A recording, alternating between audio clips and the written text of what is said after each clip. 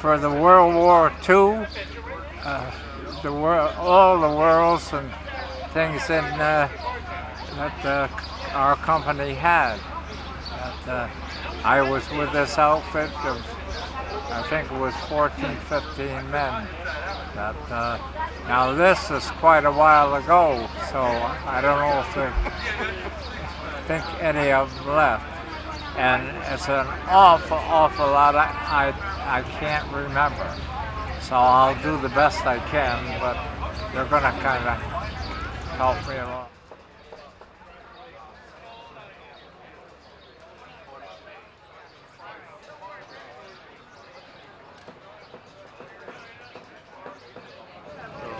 After that, they put him in the park. But it would have been nice. So what? I'm at the right.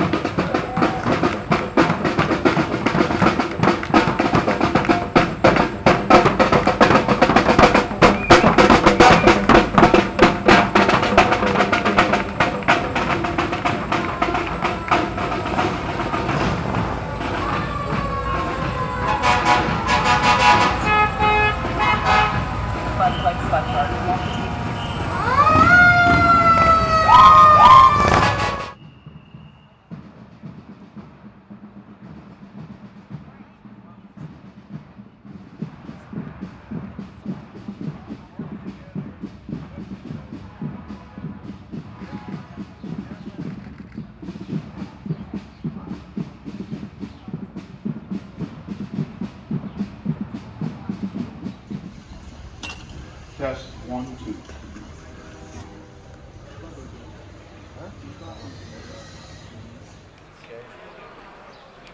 I'd like to thank you all for coming out to memorialize Memorial Day. It's been 2 years since we had this great parade, and it sure does feel good to get back out here in the sunshine and have all these smiling faces. Thank you for coming. At this time, all veterans, please come to attention.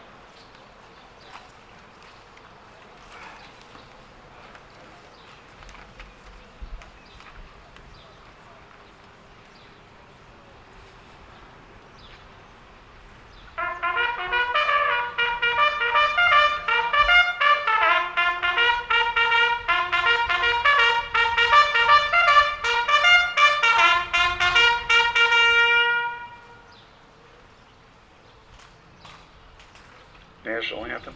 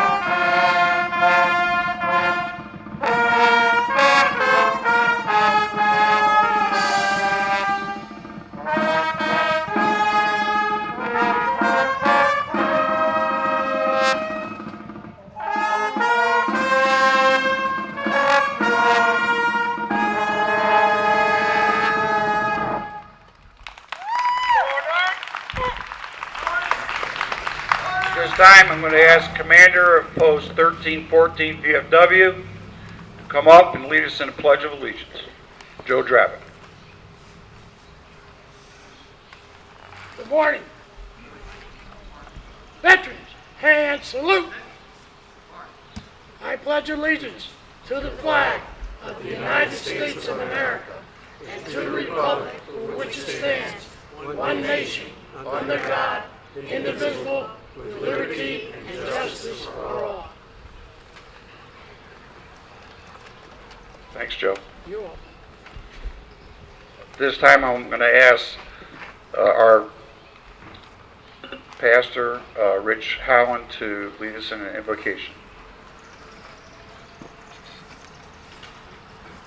Veterans, uncover. Uncover, please.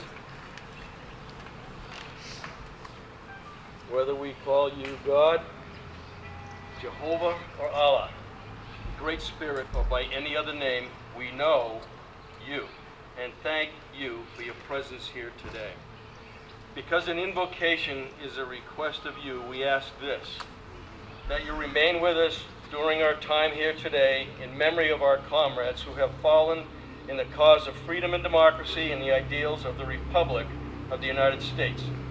We stand before you to remember those who have made the ultimate sacrifice for us and who now reside in your graces and in eternal peace. We are gathered here to remember our fallen, all who died in America's wars. Some dwell nearby, some in honor in cemeteries across America, some at the bottom of the ocean, and some on foreign soil. As we remember them today, we ask that you continue to remember only their goodnesses and their sacrifices. For our Memorial Day, Lord, also help us invest in the responsibilities we have to those among the living. Today, that means we remember not only those who have left us in service to America, we must also remember the responsibilities we have inherited, namely the ideals of America. Lord, hear our words, listen to our thoughts, and judge us by our actions, and continue to God bless America. Amen. Amen.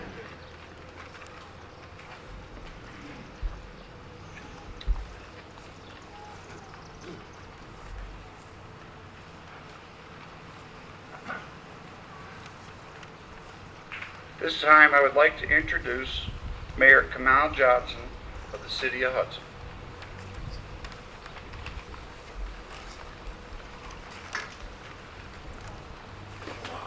Good morning, everyone.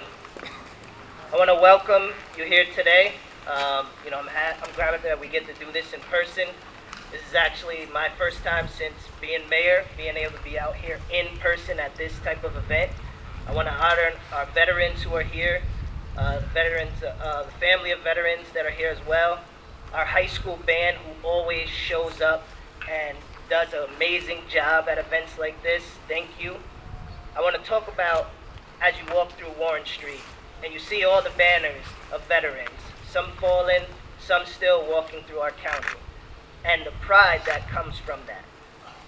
As a son of a veteran, I'm very proud of that, heritage, and proud that I get to learn so much about our armed forces and some of the sacrifices that everybody made.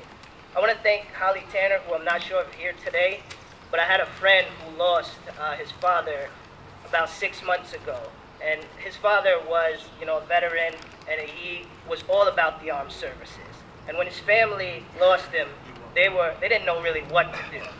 It was a traumatic experience, and as anyone can imagine here who has lost a veteran, you look towards hope to see what your city is going to do on behalf of that.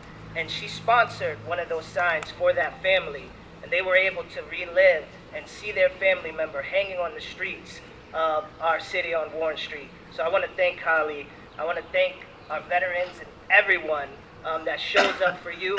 Because of you, I'm able to be here today as mayor, and because of your sacrifices, we're able to stand here in this great sunlight. So thank you. God bless everyone, and God bless America.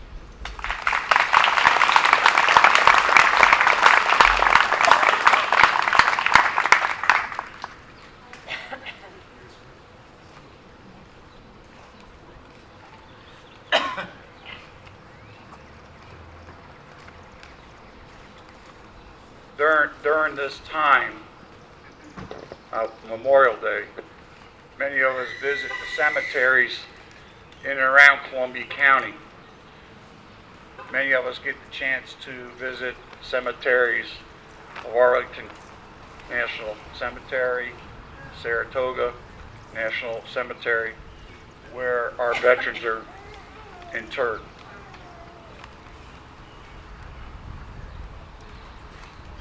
A couple of years ago, while I was visiting Arlington, I noticed that there were coins placed upon the tombstones of our veterans. I didn't know what the significant portion of that leaving was, so I looked it up. So today I'm here to share what those coins mean. You see them on the tombstone of a fallen veteran. A penny means that someone paid a visit. A nickel means you and the deceased veteran trained at boot camp together. A dime represents you and the deceased veteran served together in some capacity.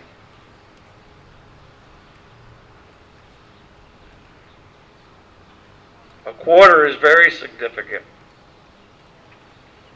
It means that you, the person leaving that quarter, were with the veteran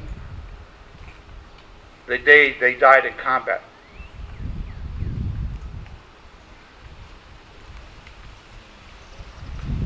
leaving coins on the headstones of military men and women can be traced as far back as the Roman Empire. Visitors would insert a coin into the mouth of a fallen soldier to ensure they would cross the river Styx into the afterlife. And this practice became common during the Vietnam War due to the political divide in the country over the war, leaving a coin to be seen as a more practical way to communicate that you had visited the grave than contacting the soldier's family, which could be uncomfortable over politics relating to the war. Some people ask, what happens to those coins? In the national cemeteries, they are collected from the grave sites on a monthly basis. And the money is used for cemetery maintenance, the cost for burial of soldiers, or the care for indigent soldiers.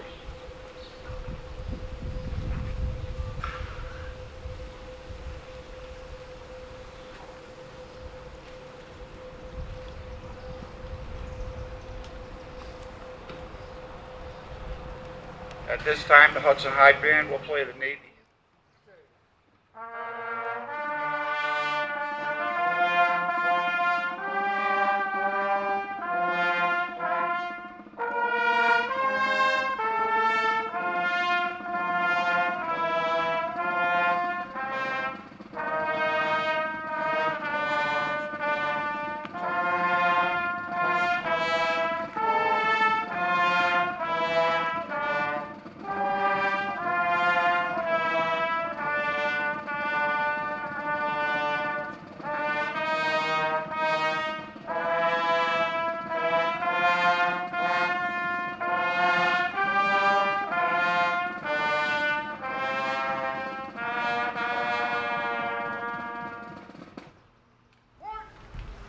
At this time, I'd like to bring Commander Dravik back up to the podium. He has a few words.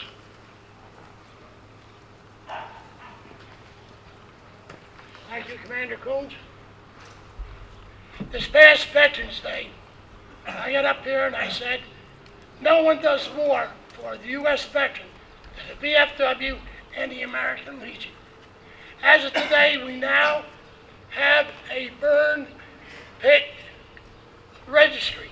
If you served in Desert Storm, Desert Shield,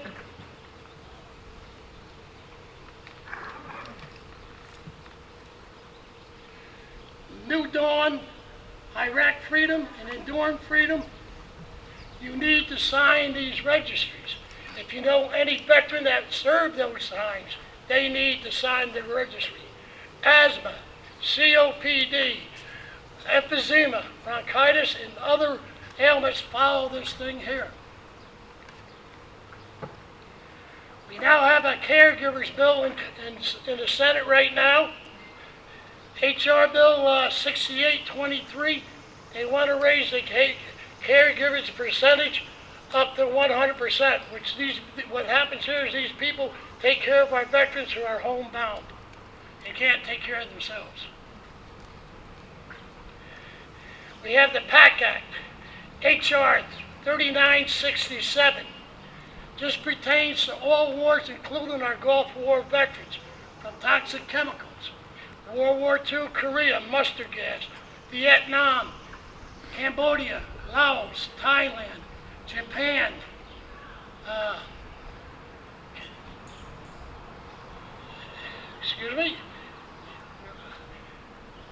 and Okinawa. Anybody that was exposed by Agent Orange, you need to call your congressman, have them pass this act. This is anything with toxins, right up to the present veterans. And the final is the EVAS Act, is HR 4347. This also pertains to the Iraqi veterans and the Afghanistan veterans. Please call your service representative at the VA or the VFW or National Veterans of America. They will help you fill out your claims and your and help you find the proof that you need. Also, the VFW and American Legion are looking for members. We're all getting old. This guy stands before you today at 75. I don't know how many more years I'll be able to do this. But we need veterans. If you could spare 2 to 4 hours a month, please give us a call. The Legion meets on the second Monday of every month. The VFW, the third Wednesday every month at 7 o'clock. Please give us a call, bring your DD-214, and we'll sign you up. Thank you.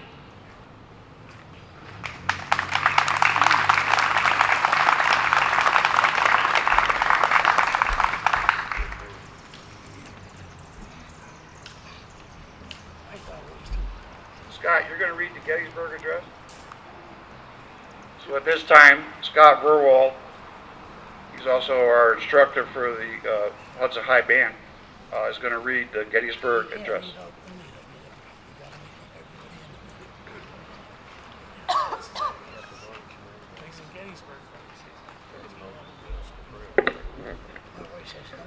Fourscore and 7 years ago, our fathers brought forth on this continent a new nation, conceived in liberty and dedicated to the proposition that all men are created equal.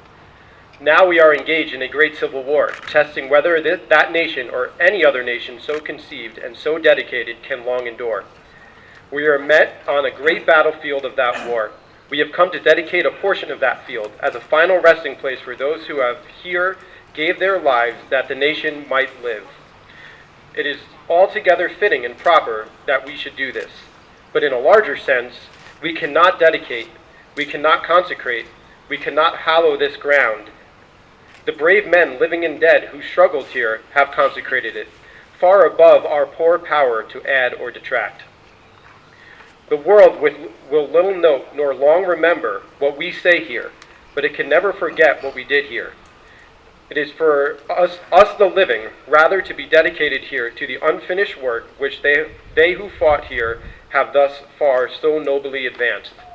It is rather for us to be here dedicated to the great task remaining before us, that from these honored dead we take increased devotion to that cause for which they gave the last full measure of devotion.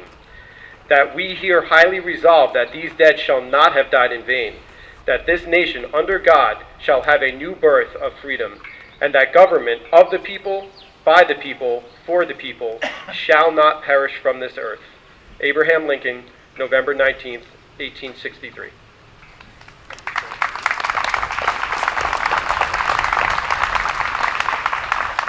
At this time, I'd like to ask Christian Burgos. He's going to come up and read the Flanders Fields.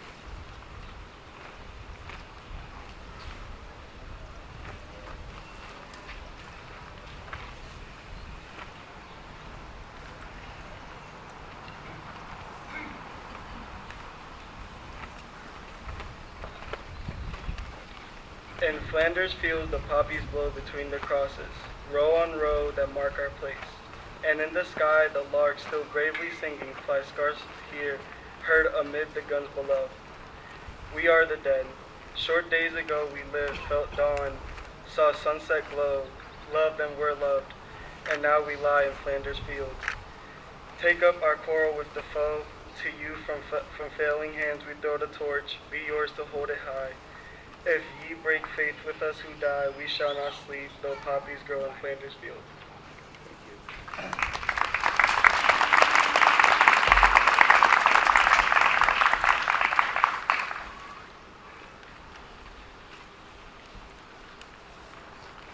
Nellie Mayer will now sing God Bless America.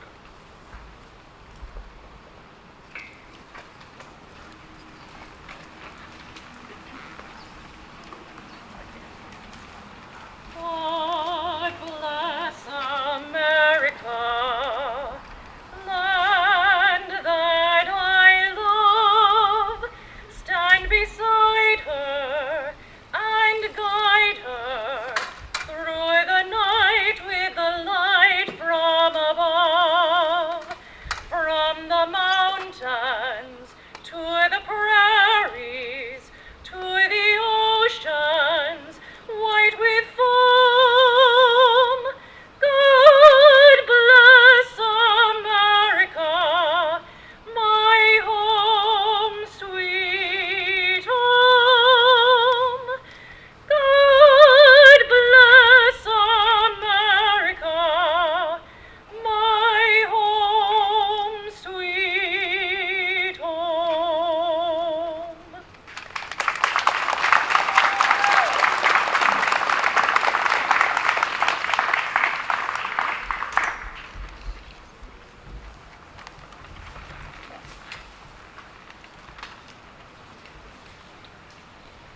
Today I have the honor to introduce a special guest.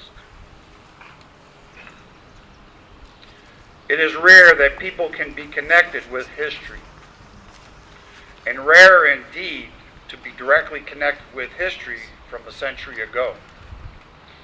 But that is what American Legion Post 184 of Hudson presents to you this Memorial Day, 2022.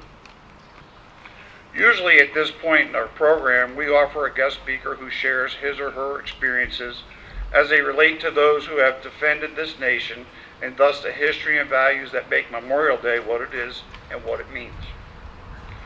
With us this year is a special guest. With luck, she'll be able to offer a few words. But for now, I will do my best to present her message through her family history. Her name is Dolly Sacco, and she lives in Greenport, New York. For me as commander and for the members of Hudson American Post 184, Dolly, through her father, Joseph Sirocki, is a direct connection to the founding of the American Legion and the founding of our post. Joseph Sirocki's story is the stuff of Americana. Documents show he was born in Pennsylvania, but it is possible he was born in Austria and came here about a few weeks old. Dolly says her father worked in the Pennsylvania coal mines as a young man, answering the call of duty as a U.S. Army corporal in World War I, serving in the north of France. It was there that he met Dolly's mother, Camelia Pay.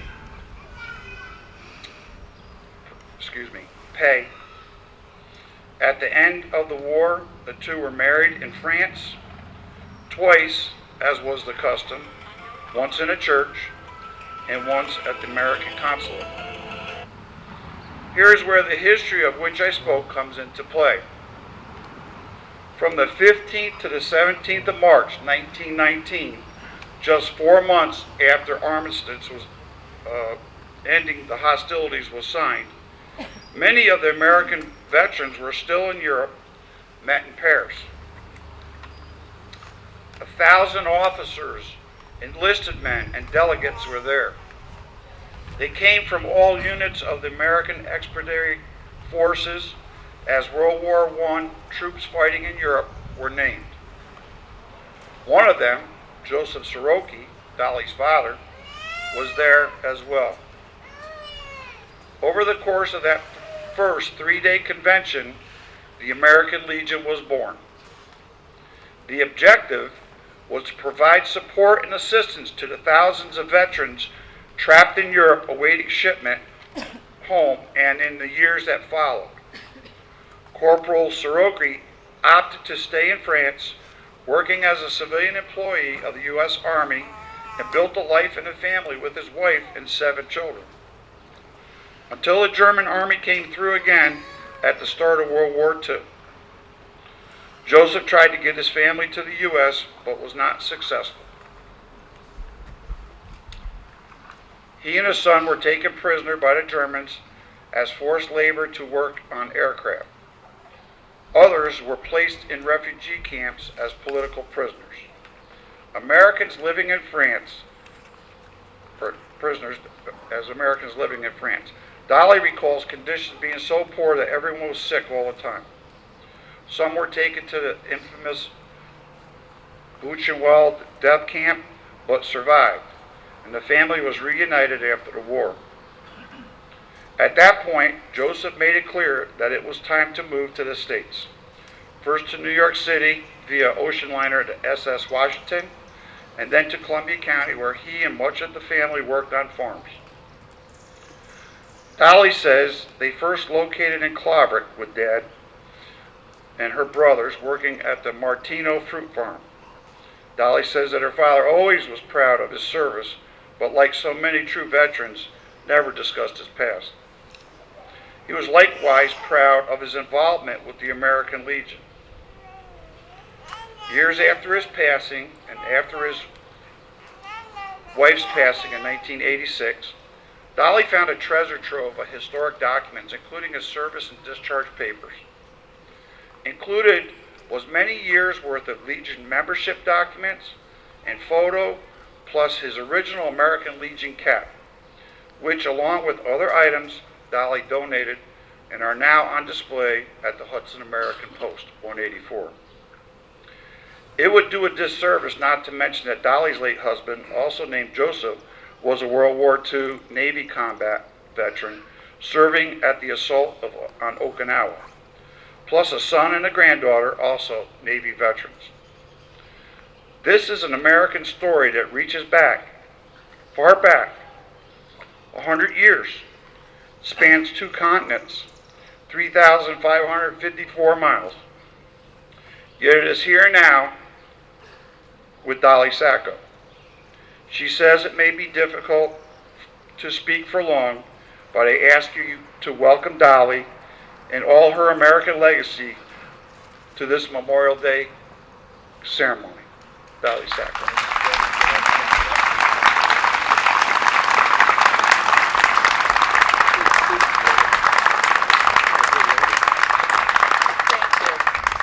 Good morning. He said it all. I wanted to say the things that he said, but I just want to thank the American Legion right now and the DFW and all of those of you that are involved in this ceremony here today. Very heartwarming to see this. And that's about all. I think sir said it all.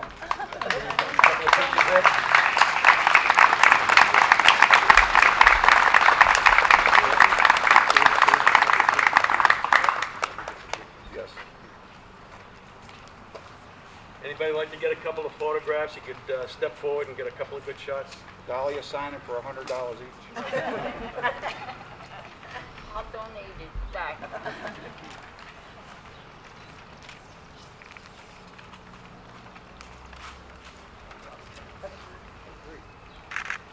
Proud grandson.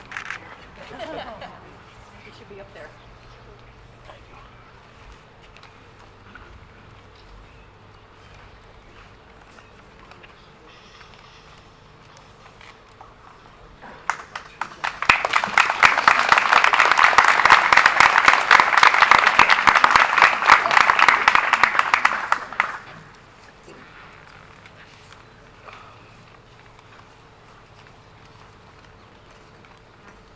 The Hendrick Hudson Chapter, National Society DAR, represented by Chaplain Regent Virginia Martin and assisted by Jean Laporta, past Regent, will lay the memorial wreath for services for Veterans Committee.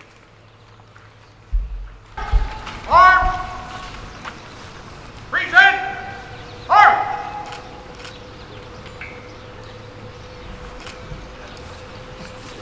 Thank you. The Hendrick Hudson chapter of the National Society Daughters of the American Revolution is pleased and honored to take part in this solemn observance every year. Truly, this is one way that we keep our promise to never forget. And truly, we must never forget the women and men who gave their lives to protect our nation. Indeed, the purposes of our National Society and our local chapter are to perpetuate the memory and the spirit of the women and men who achieved American independence, and to promote the development of an enlightened public opinion, and to foster patriotic citizenship. Our society was formed in 1890, and our chapter was formed 5 years later in 1895. In one sense, DAR focuses on women and men of quite varied types of service, who, being committed to a common goal, contributed during the American Revolution. And there have been so many, including, of course, those of this century. Indeed, the National Society DAR, through its 3,000 chapters throughout the country and internationally, has provided untold hours and expertise and labor to support service members during conflicts and after their discharge for those fortunate enough to come home to us. We also make sure that we never forget those who did not come home. It is our honor to remember at this time those women and men who gave their lives during World War II. Thank you.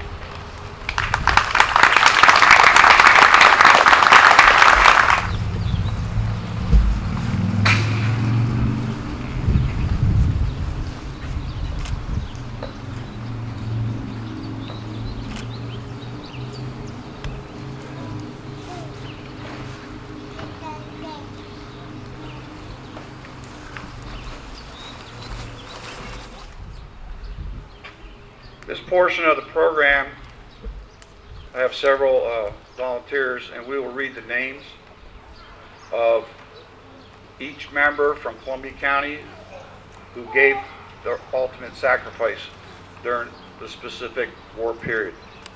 I have the honor to read World War I.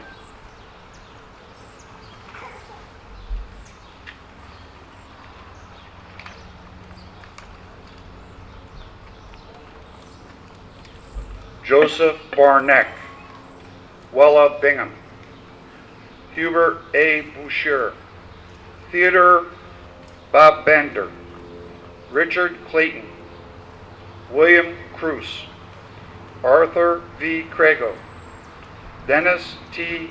Elliff, Leonard Foster, Malcolm Gifford, William Gold, William Graff, Daniel M. Hack, Burgess S. Ham, Howard Hankins, Herman Jones, James E. Kelly, Earl T. Main, Edward S. Miller, Harry McDarby, Walter Upshansky, Lloyd Rivenberg, Louis Stemple, Edward Wheeler, Clarence J. Worth, Joseph Ziegler.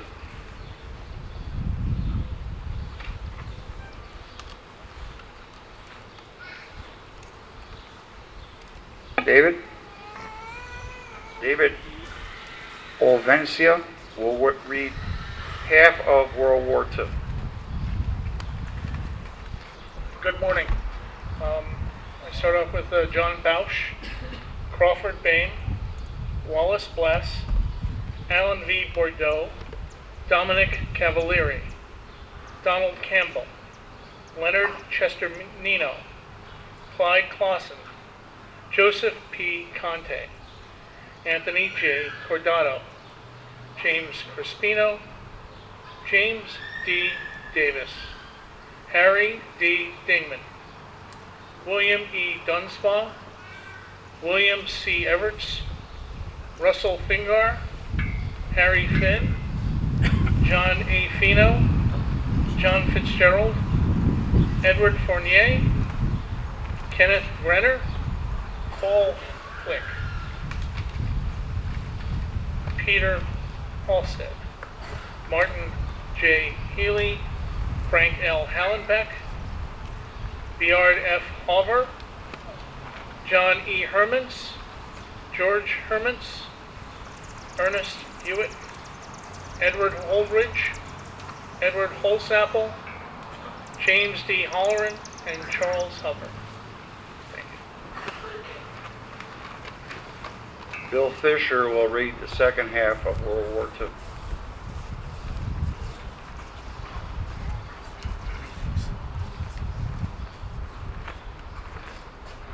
Good morning, everyone. I have the honor of continuing with these heroes who gave their life in World War II.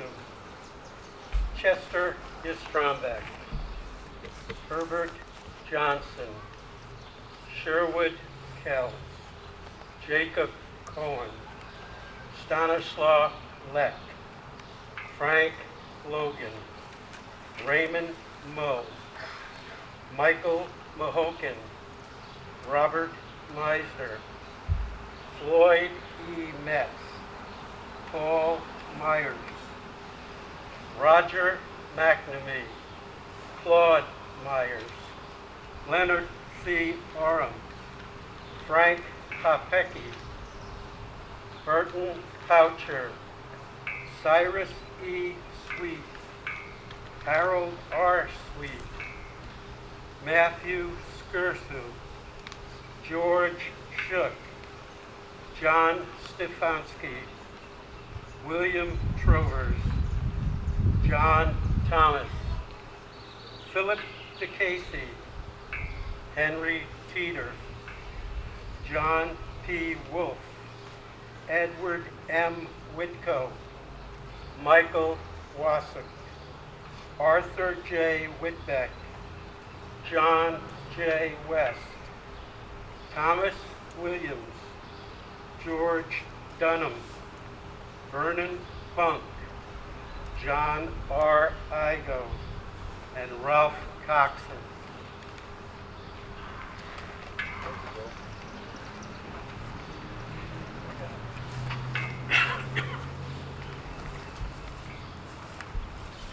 Korean War veterans will be read by Andrea Goldstein.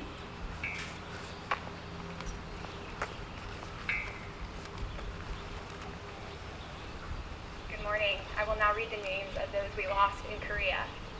Edward J. Aiken, William H. Doss, Clifford S. Johnson, Donald McNaughton, Lawrence A. Morrison, Richard M. Powell, Norman W. Schneid.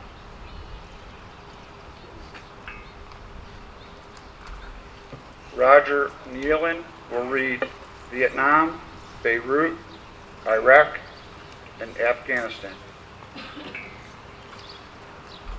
Morning. William Anthony Brown, Henry Albert Coombs, Albert James Darling III, David Franklin Decker, Gary Edgar Field, Medal of Honor recipient Frank Rocco Fratellencio, Richard Kirk Gillingham, Daniel Eugene Gooden, Paul David Grasso, Michael Peter Klotz, Ernest Reginald Lasher Jr., John Joseph Malloy, Roger James Mazel, Carlton F. McKay Jr., John C. Pfeiffer, Ronald Edward Rockefeller, Adrian Edward Sigler, Bradley Joseph Simmons, and Jerry Allen Sweet. Beirut, Ronald Shallow. Iraq, Joseph Robsky Jr. Afghanistan, Benjamin A. Stevenson. Thank you, Roger.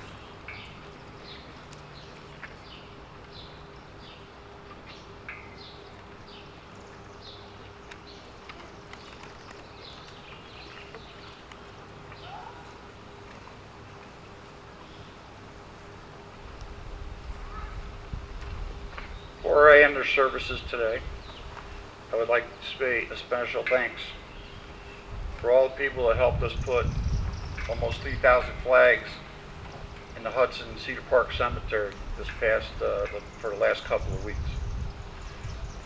Randy Statz, Quartermaster of Post 1314 VFW, Kathy Statz, 3rd Vice Commander, Kelly, President of the Auxiliary, Roger, Vice Commander and son, Liam, Victor, Robert, Anthony, Mac, Donald, and Owen. Thank you. American Legion, myself, Eric DeCry, Gary Wallace, John Pollock, Ed Coombs Jr., members of the Boy Scout Troop 102, Alexander Doe, Zachary Zabella, Paul J. Podbajerski, Ed Gower, Mike Zabella, Nathaniel Coombs, Noel Coombs. Volunteers, Dan Shaughnessy, Mary Wallace, William Sevelich, Nick Sevelich, and Lennox Coombs, age 4. Special thanks to Randy and Dan Shaughnessy for the wreaths and flowers that they planted in the veterans' plots.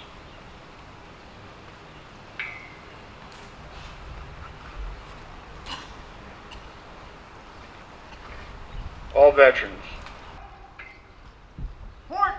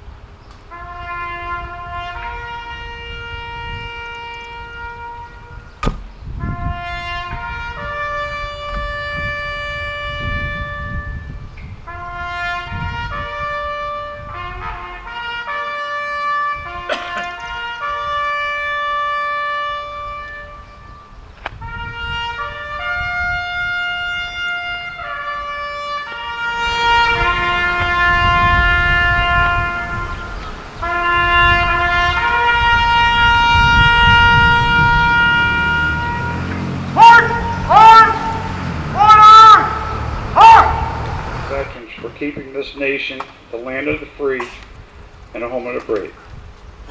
President John F. Kennedy once said, as we express our gratitude, we must never forget that the highest appreciation is not to utter words, but to live by them. This concludes our services today. I'd like to thank you all for coming out and attending, and I hope you have a blessed and wonderful sunny day.